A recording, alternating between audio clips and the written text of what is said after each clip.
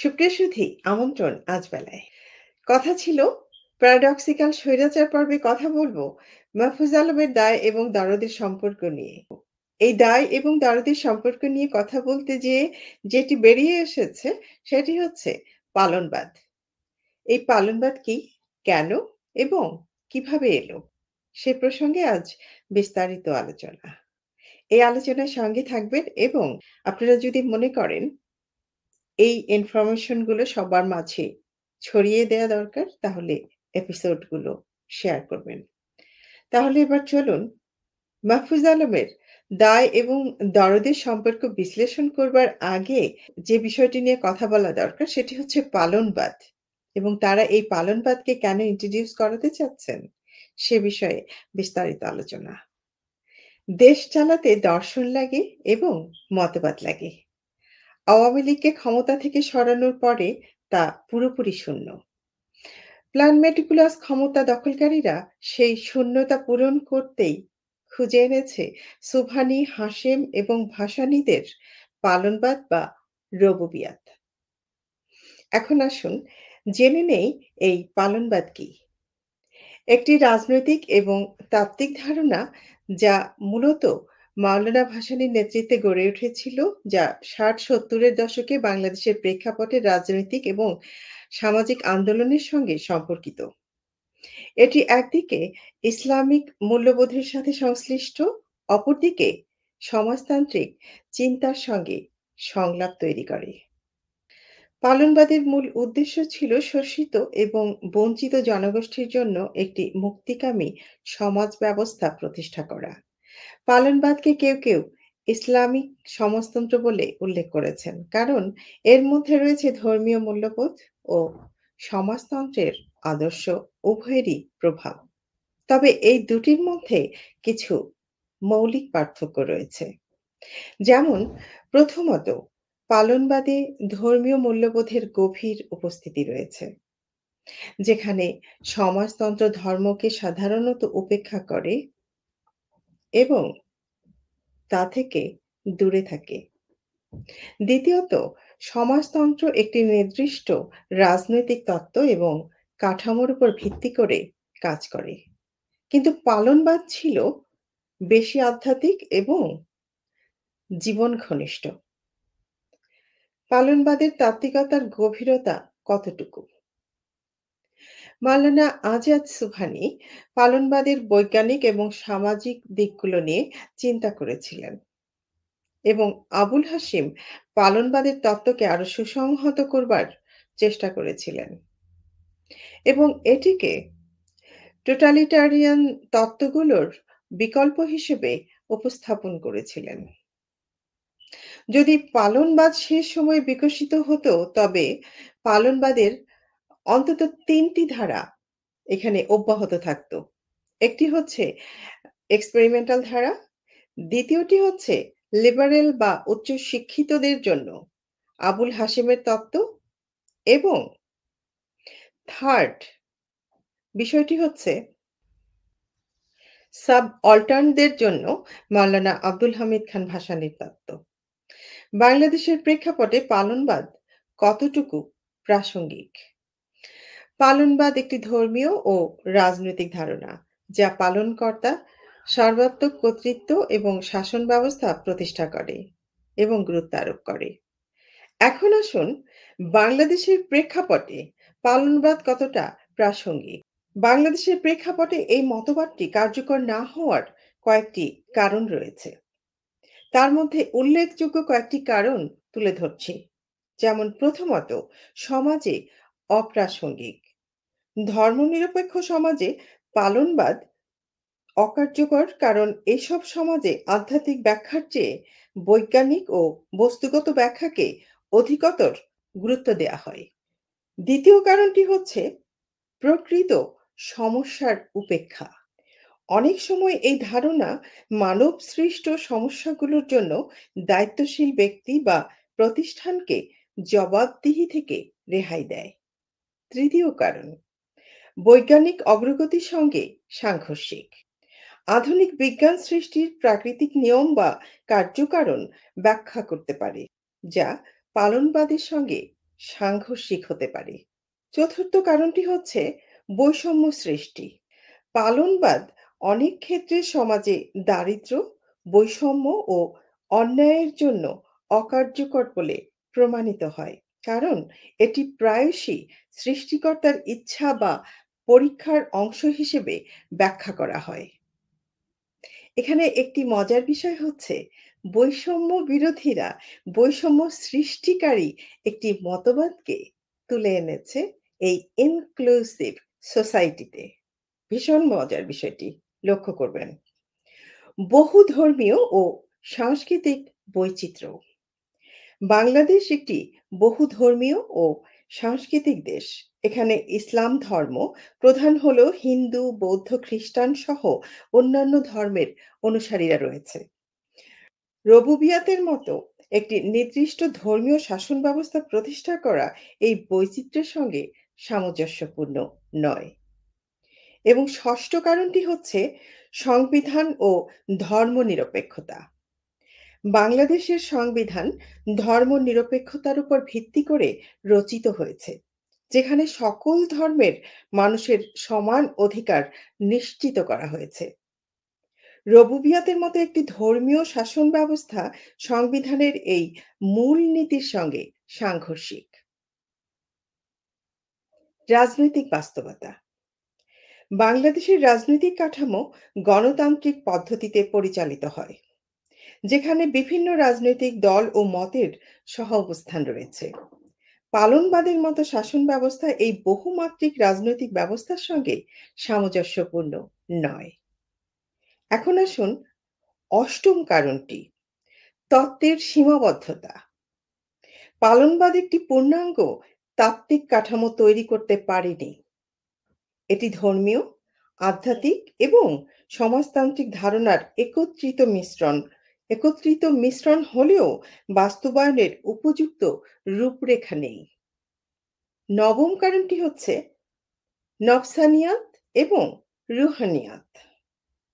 নফসানিয়াত হচ্ছে লোভ ও আত্মকেন্দ্রিকতা এবং রুহানিয়াত হচ্ছে আধ্যাত্মিকতা। এর মধ্যে সমন্বয়ের উপর জোর দেওয়া হলেও আধুনিক অর্থনীতিতে এই ধরনের সমন্বয় প্রতিষ্ঠা করা অসম্ভব। এবং দশম কারণ, ব্যক্তি মালিকানার বিরোধিতা।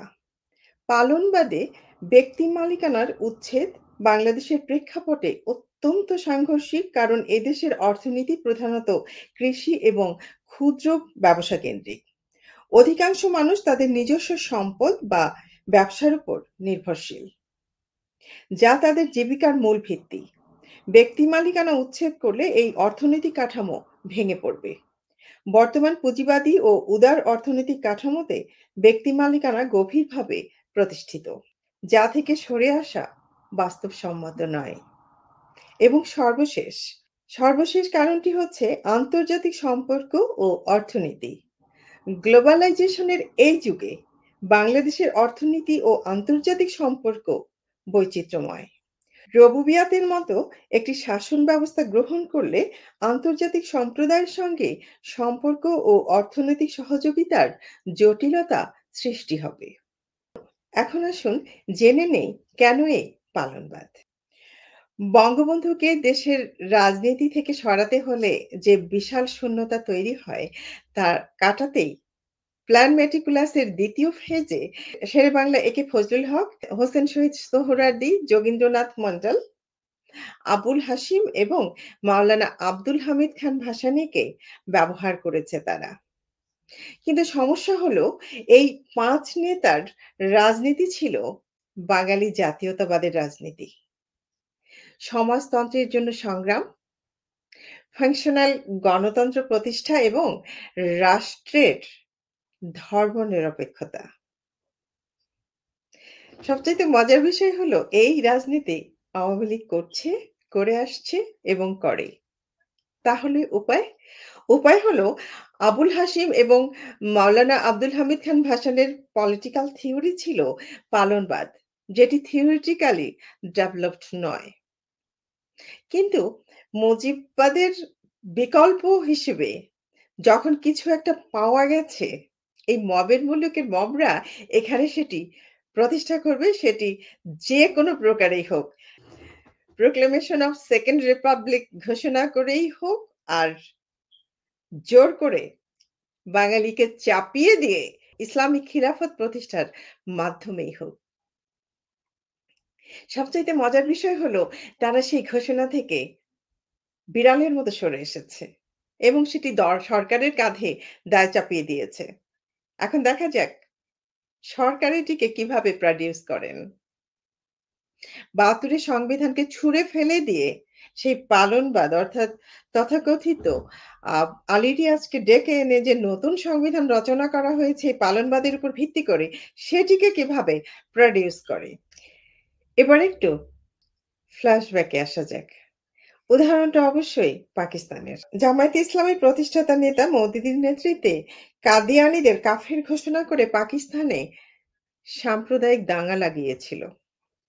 পাঞ্জাবে কাদিয়ানী বিরোধী দাঙ্গায় কতজন নিহত হয়েছিল সংখ্যাটি অন্তত ২০০ থেকে ২০০০। এবার আসি মূল কনটেক্সটে।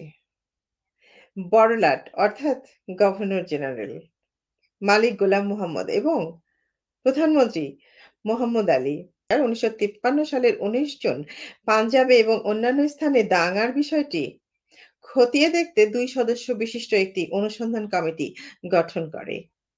কমিটির প্রধান ছিলেন বিচারপতি এম মুনির, পাকিস্তানের প্রধান বিচারপতি এবং সদস্য ছিলেন এম আর কায়ানি, যিনি পশ্চিম পাকিস্তানের প্রধান বিচারপতি। কমিটি কাজ শুরু করে ১লা জুলাই। অনুসন্ধান শেষ হয় ১৯৫৪ সালের ২৩ ফেব্রুয়ারি এবং কমিটির প্রতিবেদন প্রকাশিত হয় ১০ এপ্রিল। অনুসন্ধান কমিটি সংশ্লিষ্ট প্রাসঙ্গিক অনেকের সাক্ষাৎকার নেন। ৪ জন উলামার কাছে কমিটির সদস্যদের একটি প্রশ্ন ছিল মুসলমানদের সংজ্ঞা কি? যাদেরকে প্রশ্ন করা হয়েছিল তারা হলেন জমিয়াতুল উলামায়ে পাকিস্তানের প্রেসিডেন্ট মাওলানা আবুল হাসনাত মোহাম্মদ আহমদ কাদরি, একই সংগঠনের পশ্চিম পাকিস্তানের প্রদেশের প্রেসিডেন্ট মাওলানা আহম্মদ আলী, জামায়াতে ইসলামের পাকিস্তানের আমির মাওলানা আবুল আলা মওদুদী, গাজী সিরাজউদ্দিন মনির, লাহোরের মুফতি মোহাম্মদ ইদ্রিস, হাফিজ কিফায়েত হোসাইন, জমিয়াতুল উলামায়ের পাকিস্তানের মাওলানা আব্দুল হামিদ বাদাউনি এবং দারুস সাহাবিয়ার শিয়ালকোটের মাওলানা মোহাম্মদ আলী কান্দালাব এবং মাওলানা আমিন আহসান ইসলাহি। তারা প্রত্যেকেই মুসলমানের সংজ্ঞা দিয়েছেন। কমিটি বিস্ময়ের সঙ্গে লক্ষ্য করে তাদের কারোর সঙ্গে কারোর সংজ্ঞার কোনো মিল নেই। কমিটির মন্তব্য হলো অন্তত ২ জন আলেম যদি একমত না হন তাহলে কমিটি কোনো মন্তব্য করবে না।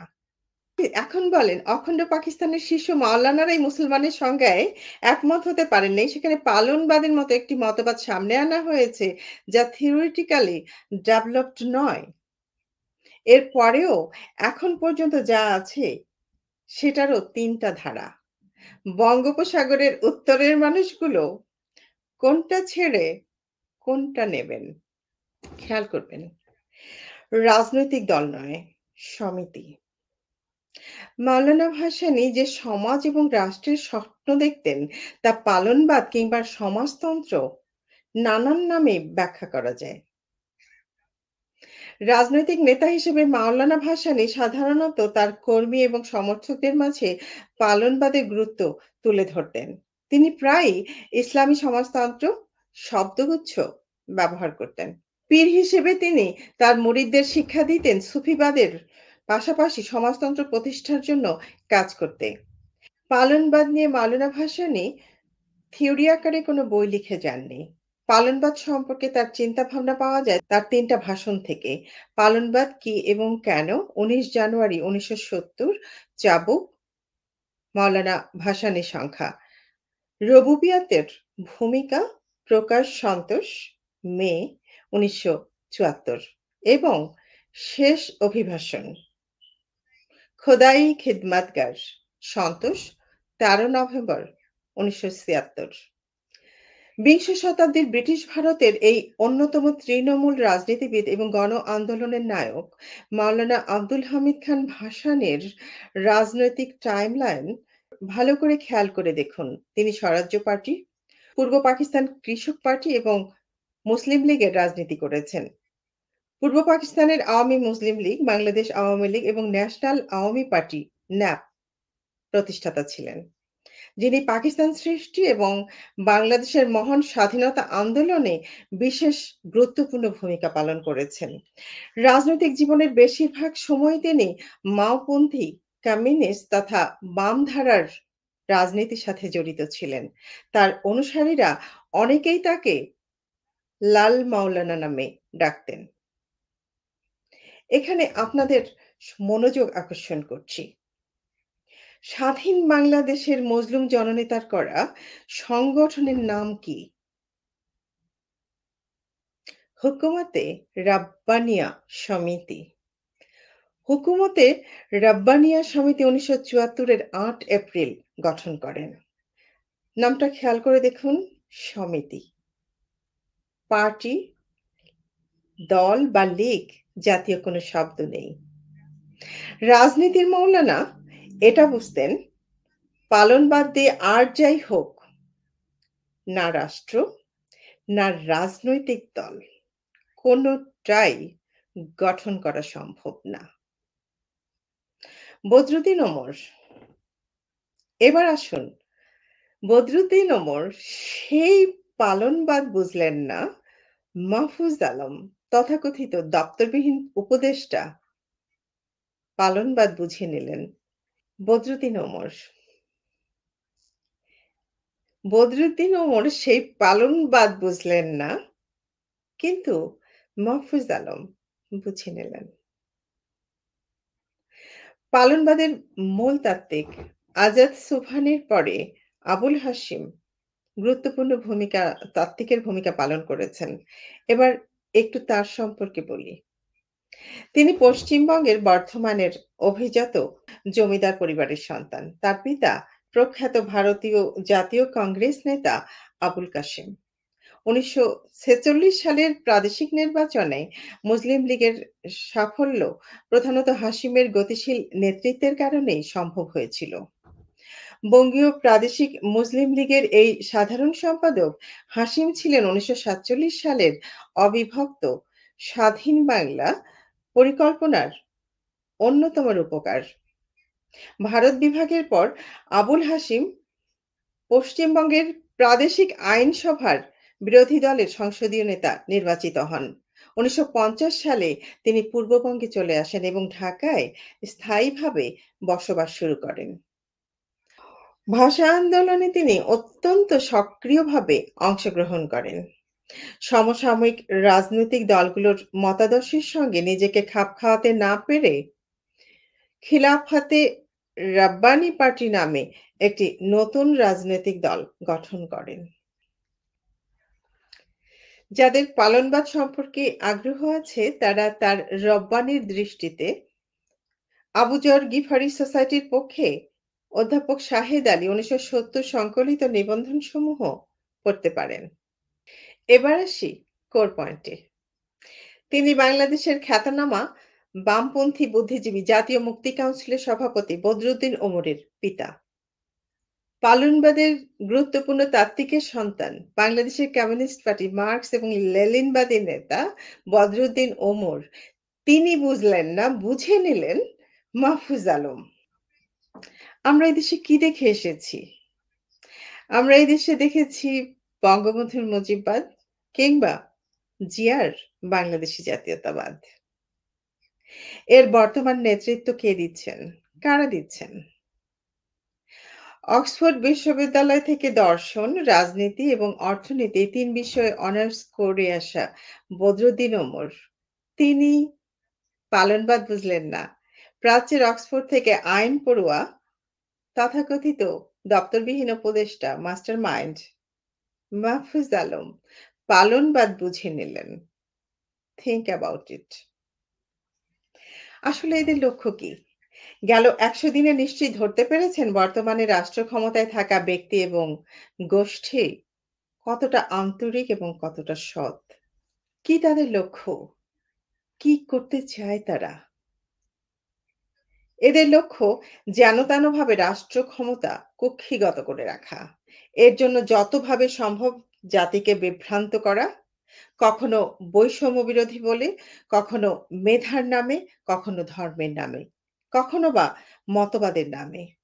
এদের ইনক্লুসিভ সোসাইটি বলেন কিংবা পালনবাদ আমজনতার জন্য স্রেফ বয়ানে এবং পোস্টারে গোঁজামিল দিয়ে অন্তঃশ্বাস শূন্য মাকাল ফল।